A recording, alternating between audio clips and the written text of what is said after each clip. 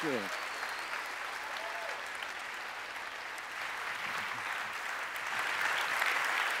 Thank you very much. Hi, I'm Jason, and I'd like to talk to you all today about something that, as a composer and as a music lover, I think is pretty important. That is real sound. Have you ever thought about the fact that almost all of the music we listen to throughout our entire lives comes from speakers rather than real acoustic musical instruments? We have speakers all throughout our houses, in our pockets, in our cars, workplaces, around our cities. They're everywhere. There's probably more than 1,000 in this room alone. They're even at our live music performance venues. When we walk around with headphones on, it's kind of like we have this virtual reality headset that's blocking us off, blocking out the entire real world, and replacing it with a sort of highly processed, two-dimensional caricature of it. In these modern lives that we lead, full of processed content, processed interactions, processed food, are all these Pringles that we're eating making us forget the real taste of fruit straight from the tree?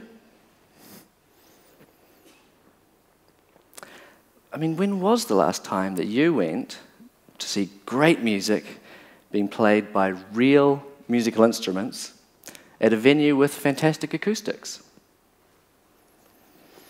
I mean, the opportunities are definitely there. We have all these grand concert halls like the one we're in now. We have orchestras playing operas, symphonies, have all sorts of acoustic music clubs and recitals, chamber music. But if you think about it, none of those options are really that well attended, are they? I think it's because they're not really equipped to play the types of music that are really popular in the mainstream today and with young people.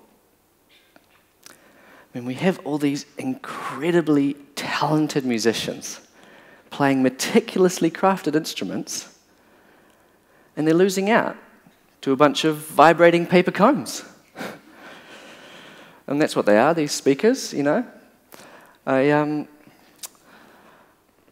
have this sound quality debate, which I think is a bit thinking inside the box, where people argue about what sounds better. They compare MP3s and CDs and vinyl, YouTube, all these different types of delivery mechanisms. But in the end, all of this sound is coming from paper cones, moving back and forth in one dimension.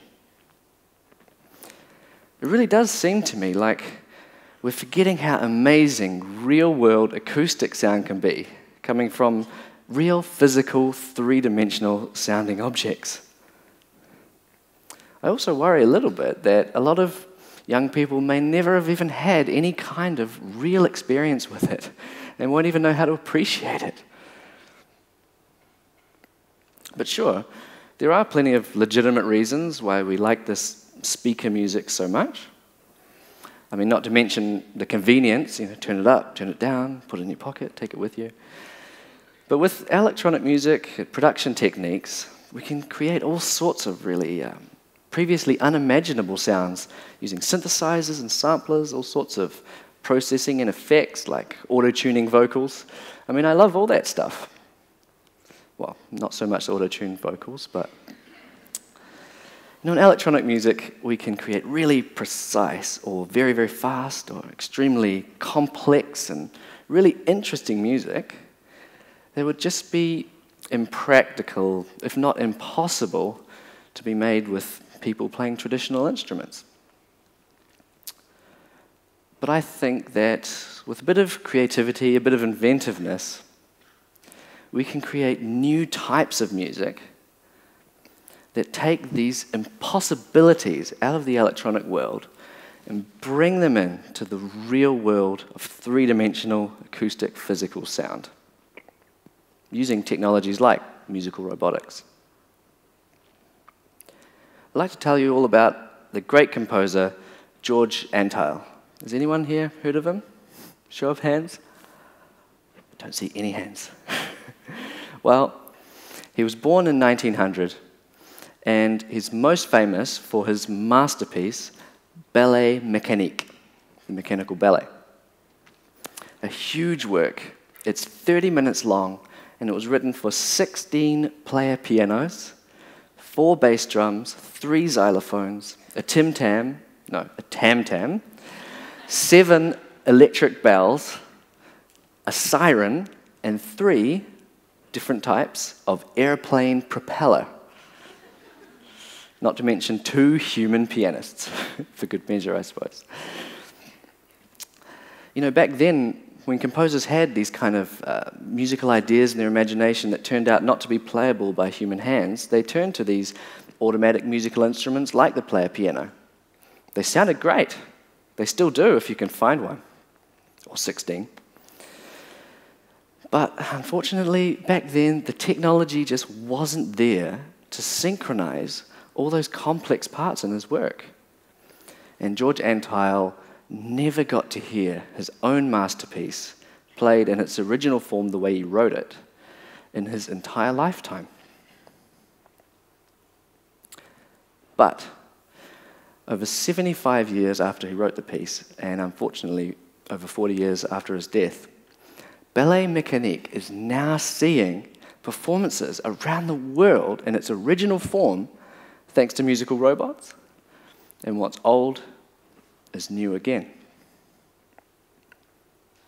So that's my dream for the future of new music and technology, that we can take all of these incredible, impossible, unplayable ideas out of the heads of musicians and composers, instead of implementing them in a sort of virtual world behind a screen, behind a set of speakers. We can bring them out into the real, physical, three-dimensional world where we can see the music being made, we can hear the great sound, and we can feel it in our bodies. But in the end, I think, of course, speakers and acoustic instruments can coexist in harmony, pun intended. So I'd like to leave you with a small piece that I've written as a duet for speakers and robotic drum kit, with speakers playing live process sound from the kit. Hope you enjoy it. Thank you.